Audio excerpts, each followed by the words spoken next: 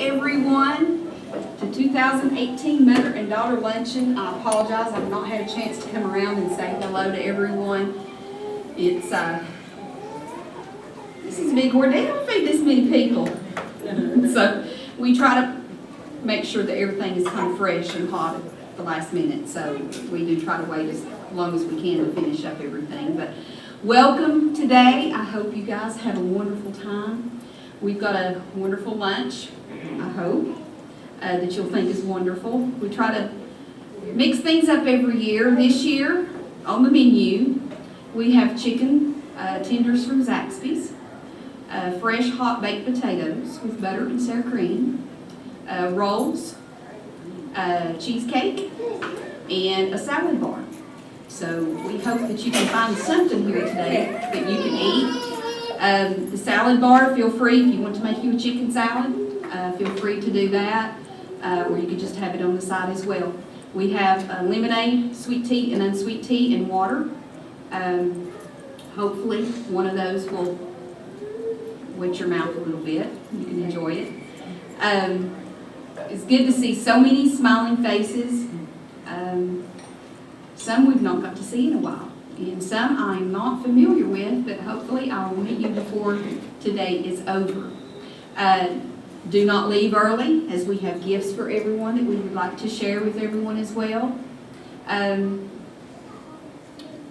I think we're ready to go. Pastor Vern, if you could take us to the Lord in prayer and thank God for the meal, and that way we'll be set to go when we get done. Let's pray. Father in heaven, we come in the name of Jesus Christ, our Lord and Savior today. Thank you, Lord, for this gathering. Thank you, Lord, for these dear precious ladies who are here today. I pray, God, that you would bless them richly today. We thank you, Lord, for our Savior, Jesus Christ, and his finished work on the cross, for our redemption. And we pray, God, today, that there will be one here who doesn't know you in a saving way. That one would be regenerated, they would repent and believe the gospel today.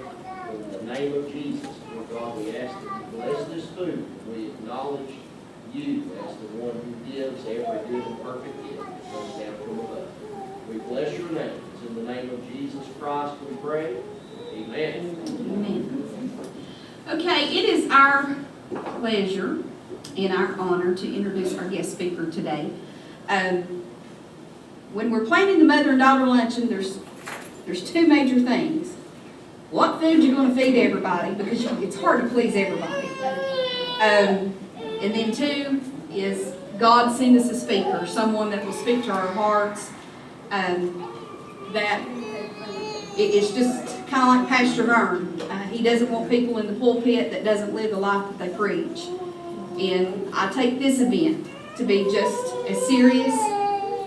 I don't want a lady standing up here speaking to you guys that doesn't live for the Lord, because I feel like when anybody gets up and speaks to a group, they need to live what they're talking about and what they're trying to encourage others to do as well. So it is our honor to introduce Joni McCray and her friend Adriana. Thank you for being with us again today, and please give us a warm welcome to Miss Joni.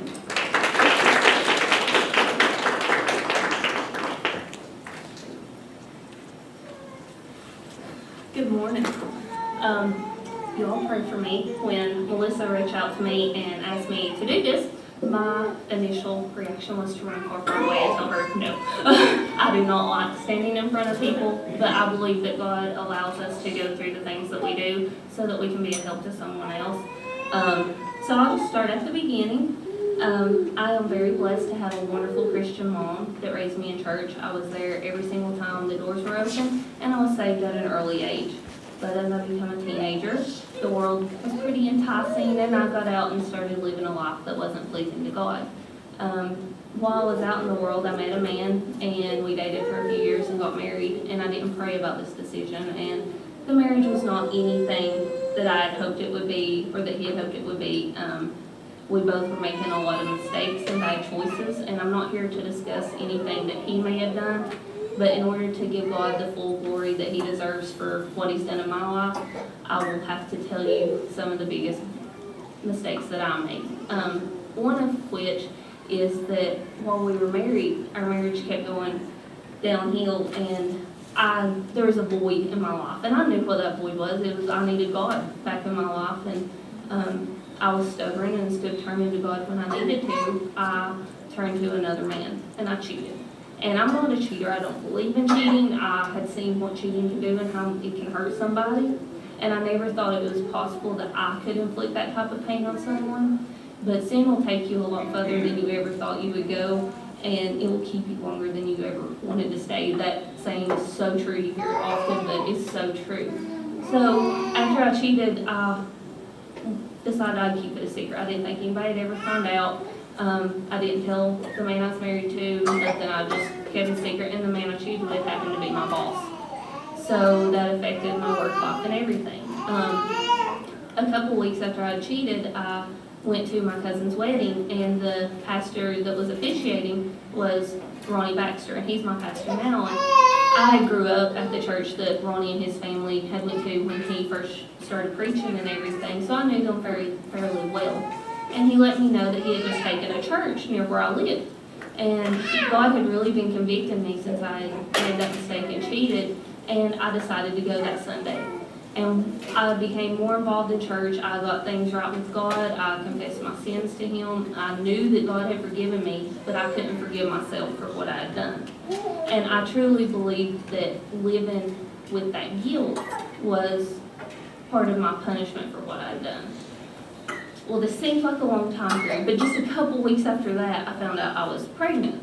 And I did math in my head and everything, and there was just no way that it wasn't my husband's. I knew it was, and I didn't tell anybody what I had done. I thought, okay, God's going to make this okay. And I went through my pregnancy praying, trusting God that you would be fine, that I would be fine. And the day comes that Jackson was born, and my labor and delivery went great.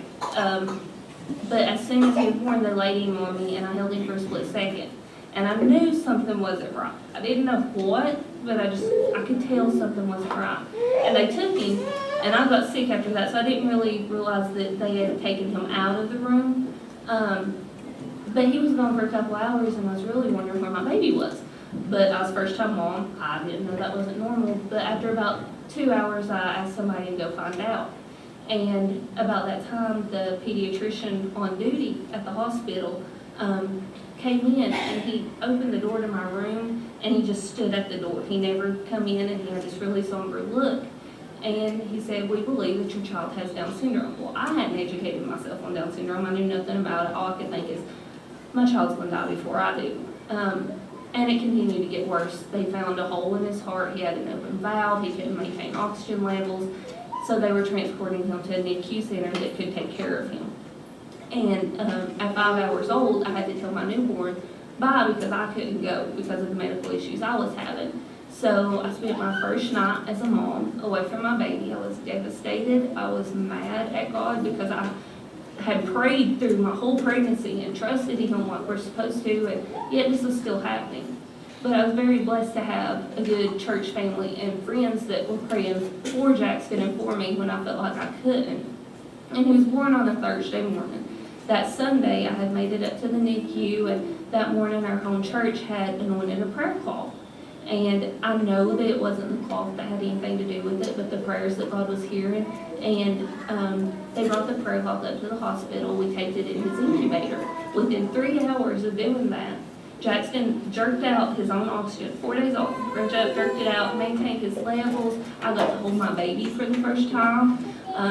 We got a NICU room where we could stay with him instead of having to leave. And God just really showed me He was in control and He was going to take care of it. And it's not been an easy road. I had to educate myself on Down syndrome. Jackson still has a hole in his heart. We're looking at surgery next month at Vanderbilt. But God's been there through it all, and He's really kept His hand on Jackson. And we make it through that, and you fast forward to January of 2016, and I was still married. The marriage was not great, but other than that, I felt like life was pretty good. I loved being a mom, and I started praying for a closer walk with God. I thought, well, maybe if I get closer to God, then I can be a brighter light for the man I was married to and get him saved, and things would work out. I prayed for 6 months, every day, for that closer walk. And the last Sunday in June of that year, we were having a baptism for our evening service. And right before the baptism, I received a text message that blew my world into a million pieces.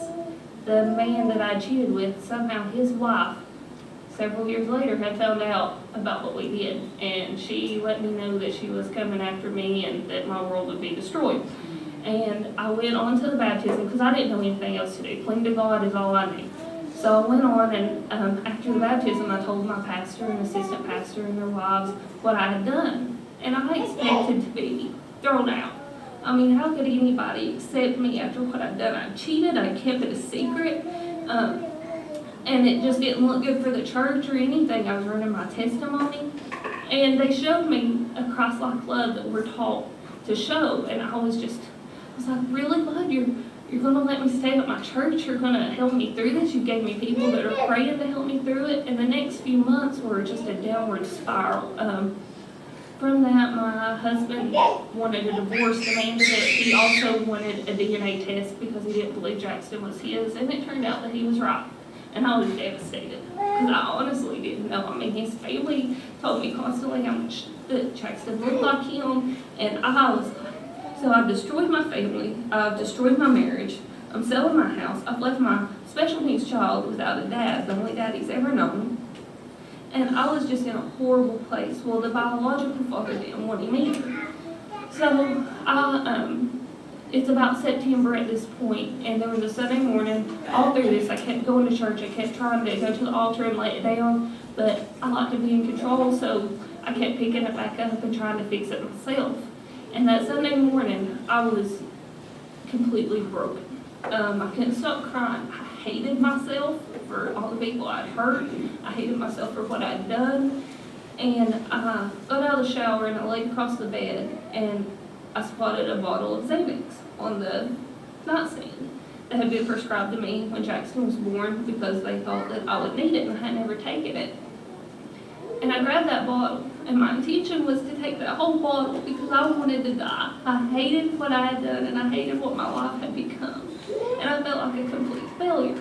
As soon as I opened the bottle, my phone started going off, and Jackson cried out from his room.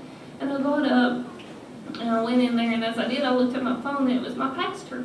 And my church family knew I didn't miss church. And he's like, why are you not here? Are you okay? If you don't make it, I'm sending my wife to check on you. And I knew he would. So I pulled myself together. I was like, I can't let her find me like this. Jackson doesn't have any other parent. I am his only parent. I've got to pull myself together. So I grabbed him and I went to church the way it was. I looked horrible, didn't care. I walked in and I sat down on the second pew from the back on the right side. And I don't even think I touched the pew before I was running to the altar. And that morning, I truly gave it all to God. I was like, God, I've made a mess of my life. I can't put it back together. I've tried. It keeps getting worse. I give it to you. I just want you to take it and make it what you would have it be. Make me who you would have me be. And I got up and I felt the first bit of hope I had in months. And from that point on, things were not good. It was still a hard road, but I could see light.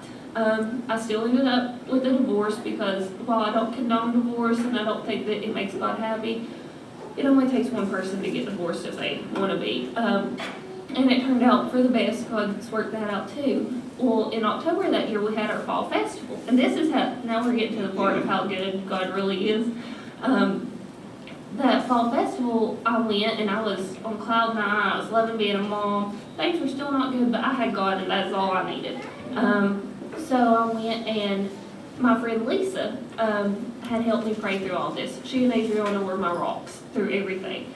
And she had 2 sons that were out in the world. And I had met her older son through an accident, but me and her younger son had kept missing each other. And it was almost like God had put blinders on us to where we didn't see each other until he was ready for us too. And at that fall festival, he was there, and I went up to him, I threw my arm around him, and I was like, hey, I hear you're my brother, because Lisa's our other mother, and she always joked I had brothers I didn't know. But that's all I said, didn't think nothing about it. Well, we were having a revival at our church a few weeks later, and I sent both of her sons a message on Facebook asking them to come, because I knew it would make her happy, and I just wanted to do something good for my friend that had been there for me. Well, me and her younger son, Calvin, we started talking through that about just some of the things we'd been through, and I asked him why he was out in the world. And he had been a preacher, and I was like, you know that that you need to be back in church, that you've got to get things right, and you know how good it can be when you are living for God. And he was like, well, I'll come to the first night revival if you agree to go out to eat with me. I was like, I am getting out of a divorce. I was like, there's no way I want another man in my life. I was good just being a mom. And I was like, but I really want my friend to be happy. Well, I agreed to a group meal after that because we go out to eat after church every Sunday, Wednesday, revival night anyway. So I was like, what's one more? So he came, and God really showed me that he had a plan for me and Calvin, because the third night of that revival, Calvin got things right. And God's allowed him to start preaching again and everything after that. So God took what I had destroyed. I had left myself without a husband. I had left myself without a father for my child. I didn't have a home. I was looking at losing my job. And by trusting God and giving it all to Him, I got a new boss at work that is amazing, that lets me have flexible hours to be there for my son when I need to be and everything. He gave me a husband that loves me and loves God even more than he loves me, so he's capable of loving me the way he should. He adopted Jackson, so since then we've been blessed with another little boy, and God just really put it all together. We still don't have a house, we live with my mom, but that's okay. That's a blessing in itself too, but I just want, the whole point of my testimony is that when you try to control your life or you try to fix your mistakes, because we all fall short, but when we try to fix it ourselves, we just make a bigger mess. But if we don't truly trust God the way that we're supposed to and give it to Him and give Him complete control, He can take our messes and He can put them back together and bless you more than you've ever imagined. I never dreamed that I would be where I am today, and it's all because of God. And I just want to give Him all the glory for that. And I really do thank you all for having me this morning. And I hope that you can take something out of this, and I'm sure you all don't have the same past that I have, but if there's something keeping you from that closer walk with God, while it might be a dark valley you have to go through to get it, it's really worth it. The trials make you stronger, and they show you that you can trust God for everything and that He's really enough. So I hope that y'all have a wonderful Mother's Day, and thank you very much for having me.